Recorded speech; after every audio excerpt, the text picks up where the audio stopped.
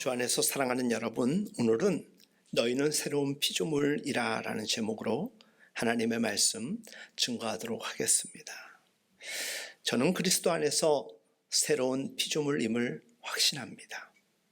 하지만 여전히 낡은 옛사람의 방식과 모습을 완전히 버리지도 포기하지 못한 듯합니다. 성경은 우리 그리스도인들을 향하여서 새로운 피조물이라고 이야기하고 있습니다. 우리는 인생의 도상에서 많은 사람들을 만나게 되지요. 그 수많은 사람들 가운데 그리스도인들도 상당한데 새로운 피조물로서 살아가는 그리스도인들은 얼마나 될까 생각되십니까? 새로운 피조물이 된 이들을 통해서 과연 그렇다면 그렇지 못한 사람들에게 얼마만큼의 선한 영향력이 끼쳐지고 있다라고 여러분들은 생각하십니까? 우리가 만나는 사람들 가운데는 외형적으로 특별하게 보여지는 사람보다는 매우 지극히 평범하게 느껴지는 사람들이 많습니다. 그런데 그러한 사람들 가운데서 우연히 사귀다 보면 사귈수록 그를 통하여 많은 것을 배우고 경험하게 되는 경우가 있습니다. 저도 역시 지금까지 살아오면서 많은 사람들을 만나고 있습니다. 그 많은 사람들 가운데서 외형적으로는 매우 소박하고 인자한 인상을 받은 여러분들 있습니다. 그 가운데서도 탁월하게 저에게 매우 교훈이 되고 또 삶의 이정표가 되어주는 분이 있습니다. 그분은 목사이지만 자신의 설교보다 삶이 더 근사한 분이십니다. 큰 교회를 담임하시지만 그분의 삶과 사역은 어느 소박한 교회의 관리 집사와 같은 모습이라고 느끼곤 합니다. 저는 그분을 종종 찾아가 만나기도 합니다. 여전히 그분이 살아있다는 것이 저에게는 하나의 롤 모델이 되어주고 있습니다. 저의 저됨에 그분으로부터 받은 영향은 실로 큽니다. 목회자로 살아가는 저에게 있어서는 더 큰 의미를 부여하겠지요. 특별히 저는 그분을 통해서 목사이기에 앞서서 인간이 무엇인가에 대해 많은 것을 생각하고 배우게 되었습니다. 다시 말씀드리면 인간 이해에 남다른 안목을 가질 수 있도록 그분의 삶은 저에게 큰 영향력을 미치고 있다는 것입니다. 제가 허다한 수많은 사람을 만나보지만 정말 닮고 싶은 몇 분 되지 않은 그야말로 그리스도 안에서 새로운 피조물로 살아가는 분이기 때문입니다. 사랑하는 여러분, 지금으로부터 2000여 년 전 팔레스틴 지방에 살았던 다소 사람 바울이라는 이가 있었습니다. 그 시대 사람으로는 그렇게 흔하지 않은 유대학자요 종교가였습니다. 그는 누구보다도 자아가 강한 사람이었습니다. 그는 자기 나름대로 강한 자기의식을 갖고 살았습니다. 그는 그 시대에 사는 사람들 가운데 가장 우수한 사람이며 완전한 사람이라고 불렸습니다. 언제나 그는 그가 가지고 있는 특별한 자기인식이 있었습니다. 빌립보서 3장 5절과 6절은 그에 대하여 이렇게 전합니다. 나는 난지 8해 만에 할례를 받았고 이스라엘 민족 가운데서도 베냐민 지파요 히브리 사람 가운데서도 히브리 사람이요 율법으로는 바리새파 사람이요 열성으로는 교회를 박해하였고 의로는 흠잡을 데가 없다라고 전하고 있습니다. 이 사울이라는 사람의 내면에는 여러분들 조금 전에 읽어드린 내용과 같이 자기 자신으로 가득 차 있었습니다. 그 누구도 들어설 만한 작은 틈조차도 보이지 않았습니다. 이러한 사울이 자기 시대 생의 도상에서 많은 사람을 만났겠지요. 그는 그의 삶의 자리에서 사람을 대할 때면 자기 나름의 기준을 가지고 평가하곤 하였습니다. 할례를 받았는가? 바리새파 사람인가? 율법을 잘 준수하고 있는가? 어느 지파 사람인가? 유대인인가? 이방인인가? 여러 가지 각도에서 그는 사람들을 판단하였습니다. 사울은 자기 시대에 예수라는 사람을 직접 만나지는 못했습니다. 하지만 그에 대하여서 많은 것을 듣고 알고 있었습니다. 사울이 알고 있었던 예수에 대한 정보는 사실 그가 좋아하는 사람의 기준에 부합하지 않았습니다. 그 예수라는 사람은 율법을 어길 뿐만 아니라 이스라엘 조상들이 전해준 전통과 율법을 파괴하는 자였습니다. 자신을 스스로 메시아라고까지 이야기하며 많은 사람들을 미혹해 하였다라고 생각합니다. 결국 그래서 십자가에 처형됨이 마땅한 이단자로 그는 여겼던 것입니다. 사울의 예수에 대한 인식은 매우 적대적이었습니다. 불쾌감을 주는 혐오스러운 인물로 그는 대하였던 것이었습니다.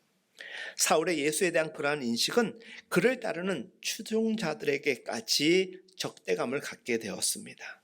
그래서 그는 예수라는 이름은 물론 그의 추종자들까지도 역사의 무대에서 없애버리겠다라는 결심을 하게 됩니다. 그는 실제로 그러한 결심을 실천에 옮기게 됩니다. 사울은 예수와 그와 같은 사역을 감당하는 모든 추종자들을 말살시키기 위해서 전위대로 나서게 됩니다. 그러나 그것이 오히려 예수와 그를 추종하는 자들을 새롭게 이해하는 계기가 되는 놀라운 사건이 발생하게 됩니다. 사울은 어느 날 초대교회에 믿음과 덕, 지혜, 성령 충만한 집사 스데반의 사형 집행에 일조한 후에 곧바로 유대 지도자들로부터 예수를 추종하는 자들을 마음대로 잡아 가두기도 하고 처형할 수도 있는 고난을 위임받게 됩니다. 그리고 그는 다메섹으로 향하게 됩니다. 예수를 추종하는 무리들에 대한 적대감, 미움이 그의 피를 끓어오르게 하였을 것입니다. 그런데 뜻하지 않게 다메섹 도상에서 사울은 그가 전에 알고 있었던 예수를 전혀 다른 차원에서 만나게 됩니다. 그 사건이 있은 후 사울에게는 극적인 변화가 일어나게 됩니다. 예수를 육신대로가 아닌 하나님의 구원사에서 이해하고 받아들이게 됩니다. 전에 사울이 이해했던 예수의 십자가의 죽음은 율법을 어기고 사회 질서를 교란한 범법자로서의 죽음이었던 것입니다. 그러나 다메섹 사건 이후에 사울이 이해한 예수의 십자가 죽음은 모든 사람을 대신하여 죽으신 것이며, 그가 그렇게 죽은 것은 살아있는 사람들이 이제부터는 스스로를 위하여 살지 않고 자신들을 대신하여 죽으셨다가 살아나신 그를 위하여 살게 하려는 구원사의 사건으로 이해하게 됩니다. 뿐만 아니라 누구든지 그리스도 안에 있게 될 때 반사회적 인간 자신만을 위해 사는 이기적인 자기 중심적인 사람이 아니라 새로운 피조물이 된다는 놀라운 사실을 체험하게 됩니다. 여기서 우리는 새로운 피조물이란 어떤 존재인가에 대하여서 정의를 갖고자 합니다. 어떻게 여러분들은 정의하십니까? 새로운 피조물이란 옛자가 십자가에서 죽고 부활하신 주님과 함께 새 마음, 새 사람으로 하나님과 화해하고 자신과 화해하고 이웃과 화해해서 새 소명으로 살아가는 사람을 새로운 피조물이라고 이야기합니다. 그리고 그리스도 안에서 모든 옛것이 지나가고 새로운 시간이 다가오고 있음을 깨닫게 됩니다. 그 깨달음은 날마다 더 깊어가고 풍성하여져서 그 삶으로 하여금 하나님의 영광과 그의 삶의 기쁨으로 인도받게 합니다. 하나님께서는 그리스도를 내세우셔서 하나님 자신과 우리를 화해하실 뿐만 아니라 그들에게 화해의 직분을 맡겨주신다는 사실과 사울 자신뿐만 아니라 그리스도 안에 있는 사람은 모두 그리스도의 대사라는 새로운 소명, 사명을 갖게 한다라는 사실을 우리는 알게 됩니다. 사울이 육신의 기준에서 이해했던 예수와 그리스도인들은 전혀 다른 관점에서 이해할 수 있게 된다는 사실에서 우리는 그리스도인이 된다라는 것이 무엇을 의미하는 사건이요 삶인가를 새롭게 조명받을 수 있게 되는 것입니다. 사랑하는 여러분, 우리가 살아가는 시대는 과학주의 시대이고 다원화 시대이고 어쩜 무종교의 시대라고 사람들은 이야기합니다. 진정 오늘 우리 시대를 살아가기 힘들다라고 이야기하는 것은 의식주의 문제뿐만이 아닙니다. 우리를 너무나 분열시키고 있는 오늘의 문화의 문제가 있는 것이지요. 그러한 분열 가운데서는 우리의 생의 목적과 의미를 발견하기란 너무나도 어렵습니다. 이러한 시대에 우리 자신이 그리스도인으로 산다라는 것 자체에 대한 사실 깊은 회의에 빠질 수도 있지 않겠습니까? 예수 믿으면 세상적으로 성공하는 것도 아니고 돈을 잘 벌 수 있는 것도 아닙니다. 물론 예수를 믿는 그리스도인들 가운데서는 제법 사회에서 성공하고 돈을 잘 버는 이들도 있다라는 것을 부정하지는 않습니다. 하지만 그것 자체의 평가의 기준으로 그리스도인의 삶에 대하여 이야기할 수 없다라는 것을 전하는 것입니다. 때로 오히려는 예수 믿음으로 인해서 현실에서 살아가기가 더욱 더 어려워질 때가 있습니다. 예수 믿는다라고 해서 질병이나 죽음을 면제받는 보증이 있는 것도 아니지 않습니까? 이런 회의적인 질문에 대해 오늘의 본문에서 들려나오는 하나님의 말씀이 여러분들 우리에게 위로가 되기를 바랍니다. 누구든지 그리스도 안에 있으면 새로운 피조물이라. 이전 것은 지나갔으니 보라 새 것이 되었도다. 사랑하는 여러분, 이 세상에서 이 이상 더 큰 복된 선언이 또 어디에 있겠습니까? 이 세상 어디에서 이보다 더 큰 복의 선언을 찾아볼 수 있겠습니까? 없습니다. 누구든지 그리스도 안에 있으면 새로운 피조물이라는 이 복된 선언에는 우리가 우리 생을 다시 한번 전혀 다른 관점에서 살아갈 기회를 부여받았다라는 의미가 있는 것입니다. 새로운 피조물이란 그리스도 안에서 한번 죽고 그리스도와 함께 새롭게 인생을 시작한 사람들을 뜻합니다. 그들이 살아가는 힘의 원천은 무엇일까? 사랑입니다. 그 사랑은 하나님입니다.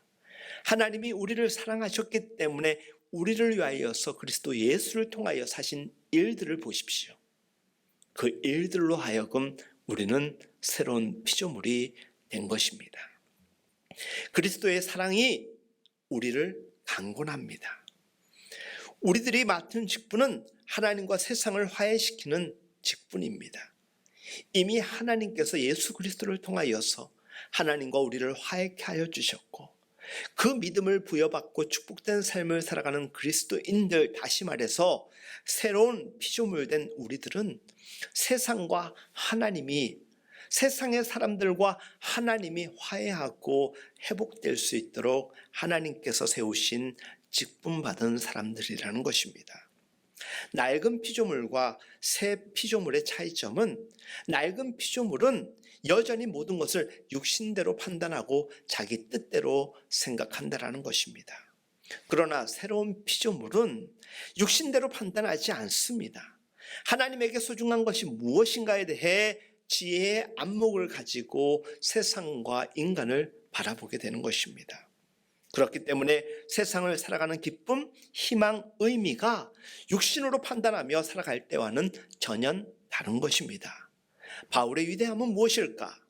그리스도 안에서 새로운 피조물이라 기록함보다는 그가 실제로 그가 말한 것보다 훨씬 더 정확하게 그리스도 안에서의 새로운 피조물로서의 삶을 살았다라는 것입니다. 그리고 우리가 생각해야 될 것, 새로운 피조물의 특징은 그리스도 밖에 있을 때 가졌던 성품과 모습들이 점점 사라져 간다라는 것입니다. 그것은 이미 옛자아가 그리스도와 함께 십자가에서 죽었기 때문입니다. 그리스도인이 된 후에 다른 사람이 그리스도인들에게 어쩌면 이렇게 이야기할 수 있지 않을까요? 지난날 당신은 어디에 가고 이와 같이 새로운 삶을 살아갈 수 있게 되었습니까? 더 정확하게 얘기하면 예수 믿기 전에 당신의 모습과 지금은 놀랍게 다른데 그 이유가 어디에 있습니까? 라고 물을 수 있지 않겠습니까? 그와 같은 이야기를 꼭 듣기 위해서 살아가는 것은 아니지만 우리 삶에서 그런 이야기를 들을 수 있었다면 여러분들은 참된 변화의 삶을 살아가고 있는 것입니다. 우리는 사람들에게 이야기할 수 있어야 됩니다. 지난날에 나는 십자가에서 죽었습니다. 지금은 그리스도로 인하여서 새 생명으로 살아가고 있습니다라고 대답할 수 있어야 합니다. 한편 이렇게도 말할 수 있어야 할 것입니다. 옛날에 나는 내 잘난 맛에 살았습니다. 오기와 교만, 혈기, 다른 사람보다 낫다라는 우월감이 나의 삶의 원동력이었습니다. 그러나 지금은 그러한 혈기들이 다 빠져나가고 하나님의 은혜로만 살아가고 있는 저는 참 부족하고 무익한 사람이다 라고 이야기할 수 있어야 되지 않겠습니까? 심지어 이렇게도 이야기할 수 있겠죠. 전에 저는 열등감, 분노감, 또 적대감으로 살았습니다. 그러나 지금은 감사함으로 살아가고 있습니다. 제가 어릴 적 동화책을 많이 읽진 않았습니다만 또 여러 가지 이야기를 들었지만 잘 기억하지 못합니다. 그런데 아주 캐릭터 몇 가지는 기억합니다. 그 가운데서 스크루지 할아버지에 대한 이야기를 기억합니다. 영국의 작가 찰스 디킨스의 유명한 소설이 있죠. 크리스마스의 캐롤, 거기에서의 주인공이 바로 스크루지입니다. 옛사람이 죽고 새사람으로 태어난 대표적인 표상이기도 합니다. 소설 속의 주인공 스크루지는 전당포 주인이었습니다. 아주 지독한 구두쇠였습니다. 그는 성탄 전야 꿈속에서 순진하고 꿈 많았던 자기 자신의 어린 시절의 모습을 보게 됩니다. 하지만 그 후 돈 많아는 아주 지독한 구두쇠로 변해버린 현재의 추악한 자신의 모습을 보게 됩니다. 그리고 죽은 후에는 남에게 손가락질 받는 허망하고 비참한 자신의 죽음을 목도하고는 그동안 자신의 인생 자체가 헛되게 살아왔다는 것을 아주 뼈저리게 느끼게 됩니다. 결국 구두쇠 스크루지는 성탄 전야의 꿈속에서 극적인 체험을 통해 새롭게 변화된 인간으로 탈바꿈하게 됩니다. 스크루지는 매우 자비심 많고 인자한 자성가로 변모하게 됩니다. 여기서 옛날 스크루지는 어디 갔습니까? 라고 이렇게 물을 수 있지 않겠습니까? 옛날 스크루지는 죽었습니다 라고 말할 수 있겠지요. 새로운 피조물. 새로운 피조물은 하나님으로부터 재물을 선물로 받아서 환경이 바뀐 사람들, 그런 존재가 아닙니다. 새로운 피조물은 하나님께로부터 은혜를 입어서 인생을 새롭게 살아갈 수 있는 새 생명을 공급받은 존재입니다.